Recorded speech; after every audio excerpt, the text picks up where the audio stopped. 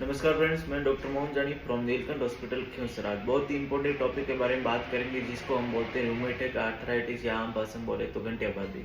ये टॉपिक इसलिए मैं शुरू कर रहा हूँ कि हमारे पास डेली 1-2 पेशेंट ऐसे आते हैं जो इस चीज़ से जूझ रहे हैं और फालतू की न जाने कितना आयुर्वेदिक के नाम पे या कुछ अलग मेडिसिन के नाम पे बंगालियों ने या फिर एसिड दे दे के हालत खराब कर रखी है। हमारे पास कल एक 70 साल के पेशेंट आए थे, उसके घर में कोई कमाने वाला नहीं था। वो खुद 200-300 रुपए लोगों के आगे काम करके 5-6 दिन 1000-1200 रुपए की वो मेडिसिन लेके आता है। और मेडिसिन में कुछ नहीं है, ना उसके ऊपर कोई कंपनी का नाम है, ना उसके ऊपर कोई ब्रांड का नाम है, अता पता कुछ नहीं है। व्हाइट पूड़ी या एक डब्बे में डाल के देते हैं। वो बोलते हैं हम जब भी इस मेडिसिन को लेते हैं हाथों हाथ हमको रिलीफ मिलता है, जैसे ही बंद करते हैं तो हमको दर्द वापस शुरू हो जाता है। तो नॉर्मल अगर हम इस चीज को डिफाइन करें कि ये है क्या, कुछ नहीं है। उस डब्बे के अंदर हेवी पेन किलर यानी टर्माडोल, जो भी हेवी डोज के पेन किलर है वो मिक्स करते हैं पीस के, और उसके साथ हाई डोज में एस्टेरॉइड डालते हैं, जैसे मिथाइलोप्रेडिसोलोन हो गया, अदर कोई भी जो 16 mg से प्लस, तो वो मिक्स करके उस बॉक्स के अंदर डाल के उनको देते हैं कि आप लीजिए, हमारे पास ये दवाई है, आपको हाथों हाथ रिलीफ मिल जाएगा। तो जैसे भी पेशेंट लेता है, पेशेंट को ऐसे लगता है अपने को स्वर्ग मिल गया है।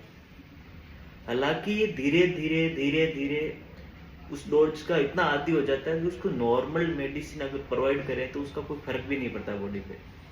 फॉर एग्जाम्पल, उसको अगर नॉर्मल फीवर आ चुका है या नॉर्मल खांसी बुखार हो चुका है, तो उस पेशेंट को नॉर्मल एक इंजेक्शन की जगह 10-10 इंजेक्शन लगवाने पड़ते हैं उस फीवर को रोकने के लिए। तो कितनी बॉडी के ऊपर इफेक्ट डालता है।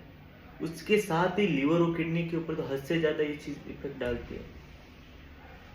तो मैं यही कहना चाहूंगा कि जो भी बंगालियों से आप ये बिना नाम के, बिना ब्रांड की कुछ आयुर्वेदिक के नाम पे जो आपको डब्बे पकड़ा रहे हैं, इनसे दूर रहिए और अपने जो जेब का चूना लग रहा है उनसे बंद कीजिए वो फालतू के पैसे देने। और अच्छे कोई ऑर्थोपेडिक्स या अच्छे कोई फिजिशियन को अपना रिपोर्ट चेक करवा के गंठियाबादी के बारे में बताइए कि ये प्रॉब्लम है और इलाज कीजिए। क्योंकि गंठियाबादी एक तरीके की नहीं होती है।